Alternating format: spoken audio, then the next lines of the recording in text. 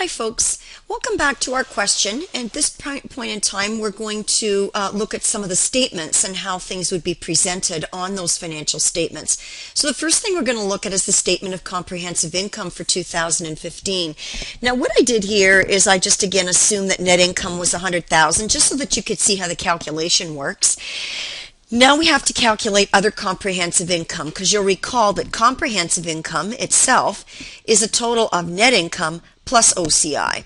So we have to figure out how much went into OCI this year and then deduct anything that got reclassified into retained earnings as a result of a fair value through OCI investment sale during 2015. So what this does here, this $13,550, this just tells us how much went into OCI this year.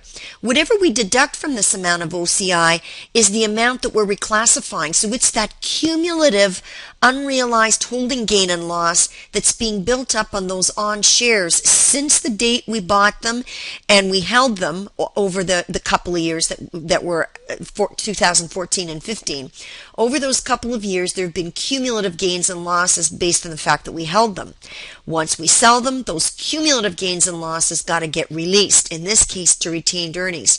So we have to recycle them out of other comprehensive income and recycle them into retained earnings. So now what do we do? Well, all I know is that this year I had an unrealized net gain in OCI as a result of just 2015 activity of $13,550. And you might say, well, gee, I haven't seen that number before. Where'd it come from? Well, two things.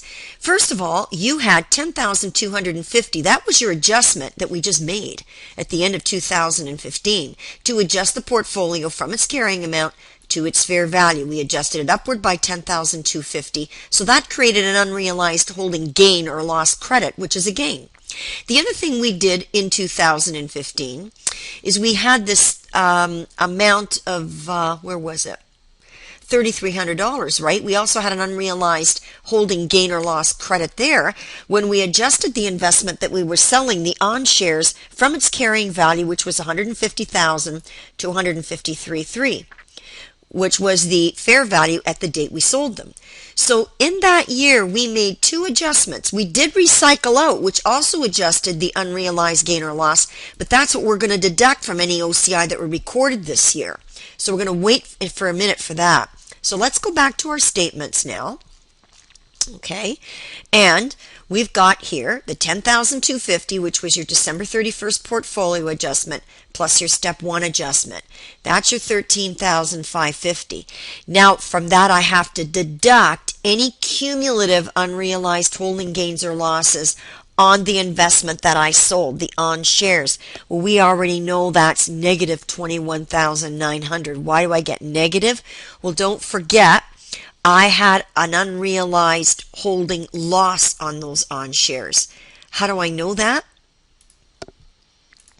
I know that because on the on shares, don't forget in step 3, I now started to say, well, because I sold those on shares, I have to look at any cumulative gain or loss on those shares since they were purchased, and I now have to release it or recycle or reclassify it into retained earnings. So how much did I cumulatively book in OCI? Well, I had the negative $25,200 that was sitting there in the question.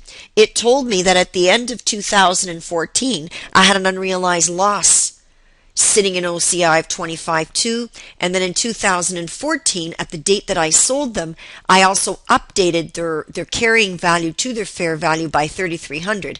So that cumulative holding gain or loss is a cumulative holding loss of $21,900 that got recycled into retained earnings, right?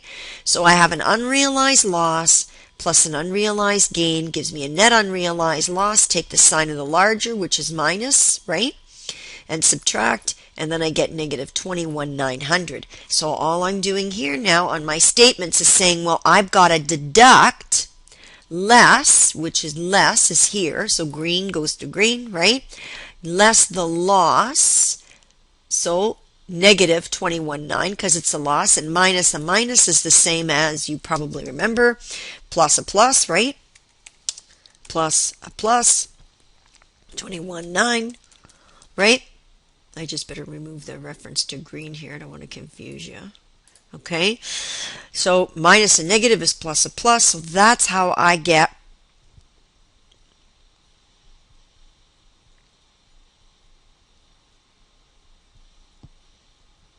$35,450. So these two numbers here are going to give me $35,450. So this is the amount of OCI that's on the Statement of Comprehensive Income for 2015.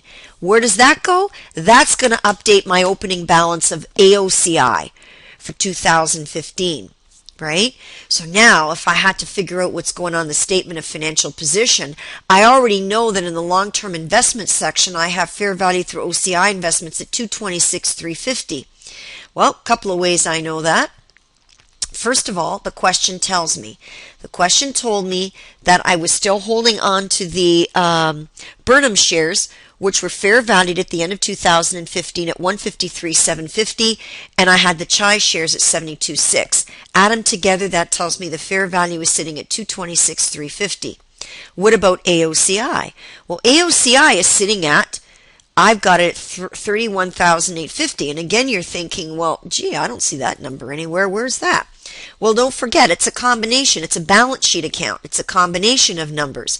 It's whatever the AOCI balance was at the beginning of 2015, which we already know was negative $3,600 or a debit of $3,600. How do we know that? Go back to what we had at the end of 2014. So if we go back there, we had